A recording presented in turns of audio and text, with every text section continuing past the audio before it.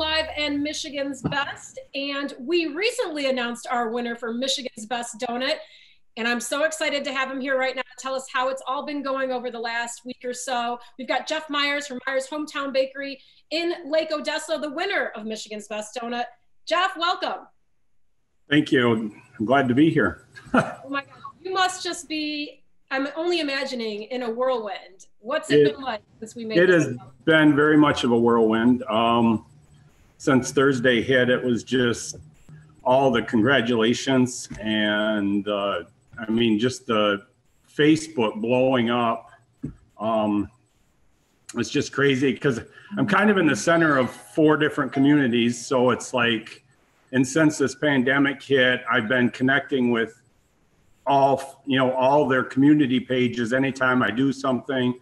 And it's like, I've been open this whole time. So anytime I, have bread available or whatever, I post it on Facebook, and it's like everybody, I mean, it's just been crazy. And then this hit, and it was just Friday morning, we opened the door at 7 o'clock and there was just people waiting to come in, and it was just packed. Most of the day I made about what I normally would make on a Saturday, I made on Friday, and we ran out probably about 10:30 in the morning. So I quick mixed up another batch of dough and had them ready. It was about 1:30 or so, and then they were sold out by the time we closed at the end of the day. So it was pretty crazy. That is crazy. So for those who don't know, when you mentioned the 4 different communities that you're a part of, because I saw you were sharing some stuff on Facebook, where is Lake Odessa located in Michigan, and what are the other communities that you kind of relate to? Well, most everybody knows 96. So 96 has an actual Lake Odessa exit. It's just to the west of the Ionia exit. And so one of the communities I share with is Portland, and the other community is Ionia. And then about 15 minutes to the south of us is Hastings. And then there's a lot of little communities. There's Woodland, Clarksville, Alto. There's all these little ones that are around us. So it's a pretty tight knit community. And Lake Odessa's probably got, I would say 2,500 to 3,000 people within the community. So, and it's my hometown community. So it's like, I've got a lot of supporters, and, I went to school here, I graduated here. So, and I thought it was the best place to make a business work. So, well, I'm glad that you kind of set the stage, because a lot of people might not realize where Lake Odessa is located, but you are kind of like halfway between Grand Rapids and Lansing, and then south. And actually that is a good, right now the real estate around Lake Odessa kind of is fluctuating, and it's like almost immediately that something goes on the market, it sells like within a week, because we are right in the middle of Lansing and Grand Rapids. So it's, if you got one spouse working in Lansing and the other one gets a job in Grand Rapids or whatever, this is almost the perfect place to live, because we're 7 miles from the expressway, so they can hop right on 96 and go either way. Or take a back road. Real estate prices are going to skyrocket now that it's home to Michigan's Best Donut as well. Yeah. It might. So. What were you thinking when I know you were really surprised, and I know it was a surprise. But you had every confidence when we walked back in that bakery during our visit that you had the best donuts in Michigan. Well, at least the best apple fritters. You were very adamant about that. Yes, I was. I have people that work for big insurance companies in Lansing, and big companies in Grand Rapids, and they live in this community. And when it's their turn for donut day or whatever, and they bring my donuts to work, it's like they say, everybody in the office is like, "Where'd you get these donuts? Where'd you get these donuts?" And they say, "Well, they're from our hometown." So it's like, and we had one gentleman that he just recently retired, but usually about once every other week or so, he bought $20 worth of apple fritters and took them into work with him every other week or so. So it's like, that was his thing. He loved, and he still loves my apple fritters. So it's, Well, once you try them, you won't not like them. They're so delicious. But I'm really glad you picked the cappuccino roll though, because it's like that's been a hidden treasure that I mean, I am a coffee shop, so it's like when I do the coffee, and I love my coffee, and it's just like I've got to have something to do with a coffee, you know, and it's like, and it's not a roll that you see very often anywhere. So it's like I kind of tweaked my custard recipe and made a frosting out of the ground up espresso kind of thing. So it's, yeah, that's kind of my thing. That one really struck me. I mean, I knew that you meant business when we came into the back of the bakery, and I had mentioned to you that I love crullers, which is my favorite donut. And you had your book out from GRCC, and you were going through it to make some crullers. Which I'm like, this guy's he is a true baker. But then I tasted that one, and as a pastry chef, I'm like, oh, this is the real deal. This isn't some slop, you know, out of a tub or whatever. This. And you know, and what I made you. I mean, that was a regular batch, made a couple dozen. So I had them here, and somebody came in that Saturday, the day after, and they were just floored. Oh my God, you got crullers. And she said, my husband loves them.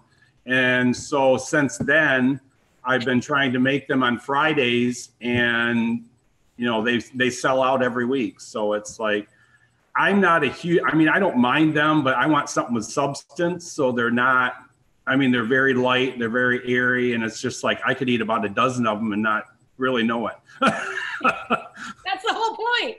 Yeah. So. Well, I guess I'm coming down to see you on a Friday then. I'm sorry to give you. There you go.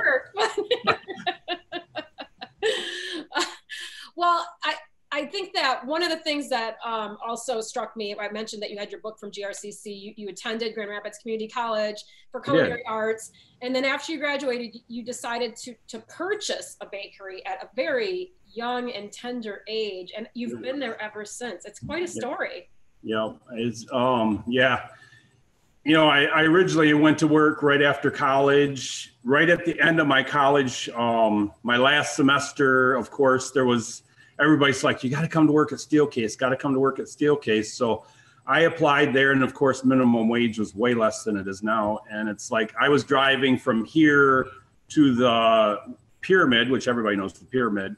I worked there in their bake shop, and we baked for all the individual kitchens that are throughout Steelcase. So I did that for a few years and got my feet on the ground kind of thing. And then it was like, they had very few Steelcase positions open within the food service. So it's like, I mean, you had to really, really, really know somebody to get you a position that was a Steelcase position. So, and I tried a few times and didn't make it. So it's like this bakery opened up in my community, and they were an elderly couple. They were kind of doing it for their daughter, and she just decided yeah, I don't want to work this hard. So it's like, I started working for them for about a month or so, and it was right before the holidays. And then they decided to close during the holiday season. I mean, right after Christmas to New Year's.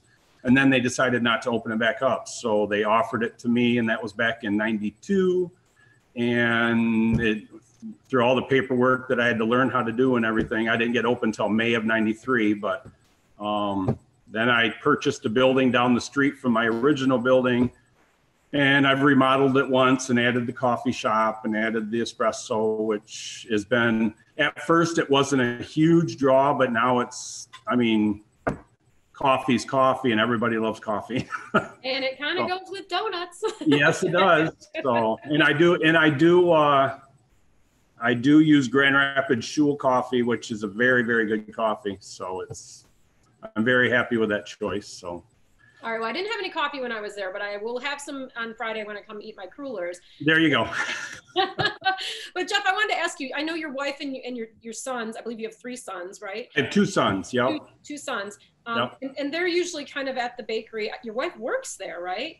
My wife works here. It didn't always start out that way, but then, like I said, back in the day, it was like I was almost ready to close the doors because my wife was a business manager, and that's her major, was business. And she was managing a couple gas stations while they changed companies, and they decided to let her go. And it's like she was holding our health insurance, and she was making decent money. So it's like I really had to either step up or step out. And like I said, I tried applying for a couple different pastry chef jobs and stuff like that. And for one reason or the other, I didn't get picked. And so we decided to stick out the bakery, and then it just went from there. And we've managed to, God willing, we've been here 27 years. So it's so amazing.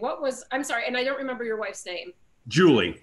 What was her reaction to the announcement of you guys?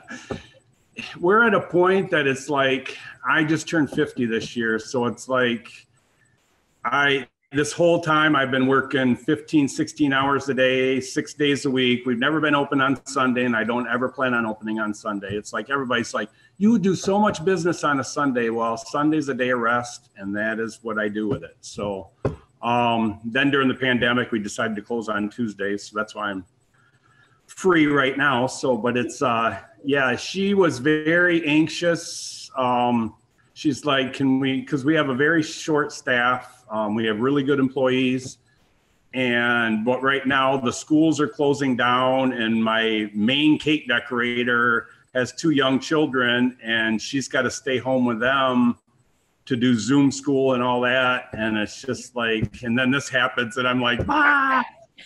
So it's, we're a little bit overwhelmed, but we'll get through it. So. Well, I know you will. I mean, you've gotten through 27 years of, both good times and bad, and hopefully this will just be another good time for you. Yeah. So. Well, if you need help. Yeah, like I mean, it's not that we just do donuts, because we bake bread twice a week. We deliver bread. And it's just like one day a week is a complete prep day. We do all our prepping, which we went through a week's worth of prep and Friday and Saturday. So we were in here Friday or Saturday afternoon and Sunday prepping and everything, getting more fillings made and stuff like that, because we used all of them on Friday and Saturday. So it's kind of, oh my gosh. So we gotta figure this out a little bit, but. You'll come up with a system, but we should mention that you are not just a donut shop, you're a full service bakery. And one of the things that really did get you through the pandemic was your bread baking that you sold all over the place. And it was an important part of the business. It was a very important part of the business. And that first week when they shut down, when everybody shut down, and of course the toilet paper was all gone off the shelves, and along with bread, it's like everybody's like, there's no bread. And a good friend of mine that worked for me way back in the beginning, he messaged me and he's like, can I get 10 loaves of bread? So I'm like, oh my goodness. And so I decided we came in on a Sunday, that first Sunday that was the major shutdown, and we did a full, I mean, we don't have a huge oven, but we got a good size oven. I can bake about 100 loaves of bread at a time. So we baked a full day's worth of bread. And I said, I'm going to make a batch of donuts and stuff, and I'm going to throw it on Facebook to see what happens. And oh my gosh, everybody flooded my window because we served out the window. We shut the bakery down, but I have the kind of windows you can open up, and we served out of them. And so, yeah, I did that. And it was just like, we had probably 50, 60 people. I said, I'm going to be open from 3 to 4 an hour. And it's like, we had people lined up down the street wanting to get bread and donuts and stuff on that Sunday. And it's like, so that I did make one exception of being open on Sunday, but that was it. That's it. No That's more. it. Yeah. So, well, one thing that you make that's really unique in the bread department is the salt rising bread, right? We do. We make salt rising bread. And there was a company years ago that used to make salt rising starter that everybody used. And that company, for some reason or another, went out of business. And it took me years. And then I finally just gave up on it, because it's like, I cannot do this. And a gal friend of mine that I went to school with decided, she says, you know what, I'm going to figure this out. So a couple, 3 months went by or whatever. And she finally brought me a batch of starter that worked. And she told me what she did. And so then we played with it some more and all that. And finally we've got it. Once in a while it doesn't turn out, but we finally got it to where it turns out almost every time now. And we make that typically on Mondays, but if we have a demand for it, we'll make it on Thursday baking day too. But it takes 24 hours to start the starter and get it to where it needs to be. What makes that bread different? Why is salt rising bread a thing? And mine has got the flavor of salt rising, but yet it's still got yeast in it, because back in the day of the depressions and everything, it's actually you're culturing a bacteria. And as people say, if it doesn't smell like stinking feet when you're toasting it, you didn't do it right. So it's got a cheesy taste to it, kind of. A good salt rising bread, when you toast it, will taste like a Cheez-Its cracker. So that's the flavor of it. But you have to start a culture the day before, and it's got to ferment. And if it doesn't ferment, it's not going to turn out. So it's got to be at the right temperature. For 18 hours, it's got to sit, and it's down to an art. But it's back in the Depression, back to the Depression, when they didn't have the yeast available, the farmers' wives and all that figured out how to make salt rising bread out of something different. And typically it's a really dense, heavy bread, and it's got baking soda in it. And you're basically drawing the natural yeasts that are in the air into the bread to help it rise. So a true salt rising bread will sit all day long before it's ready to go in the oven. And I don't have that kind of time to wait. So we add the extra yeast to it to get it going, but the flavor's still there. So yeah, I love that. It's definitely a historical bread, and one that you're not going to find I think there's maybe one other bakery I've heard of in Michigan that makes it. It was when that company closed down that made the starter, everybody was devastated. And yeah, there's a few people that make it. Whether they figured out how to make the right way or not, I don't know, but they say they make it. I think Cappuccino Donuts said that they make it. So they do. That's the other bakery that makes it. Yeah. I was watching some of your videos yesterday, and this is another thing that just totally blows my mind. Is I was going through some of your other videos, and I make a point to look down to see how many views it's had. And most of your videos have anywhere from 3,000 to 5,000 or so views.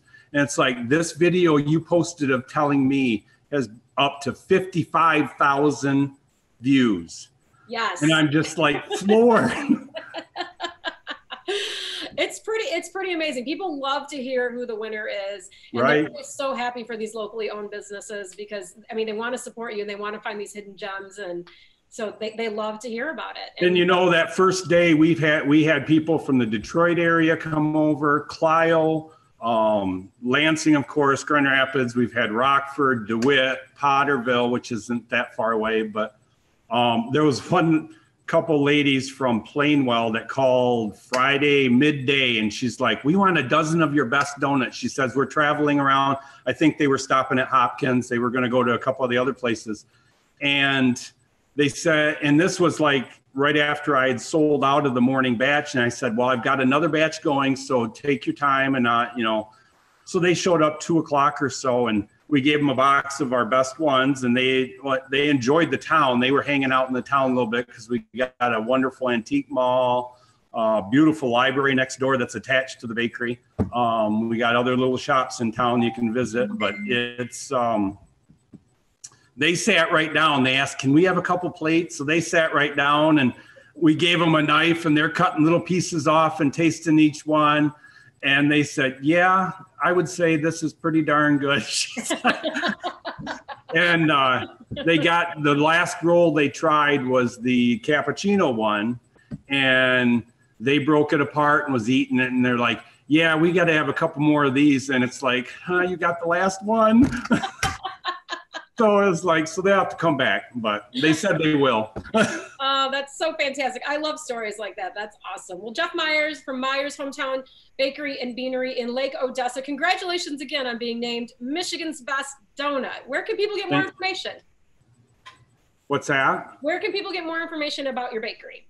Oh, big thing is my Facebook page, which is Meyers Hometown Bakery. Look it up. I'm sure you'll find it. And we have a website. The website we don't tend to keep up on. The Facebook page is just, people really need to utilize Facebook pages because they are such a free, huge, to publicize your businesses if you do it right. So it's just, Facebook is the main place. I've got pictures of all our wedding cakes on there, cakes. I post on it at least 2 to 3 times a week. So that would be the best place. So, and it's got all my information, bakery hours, our telephone number, everything. So awesome. Well, that's great. Well, Jeff, if people want to get that information, head to their Facebook page. It's Meyers Hometown Bakery and Beanery, and they are winners of Michigan's Best Donut. If you want to get more information about that and all of our other Michigan's Best searches, you want to head to mlive.com.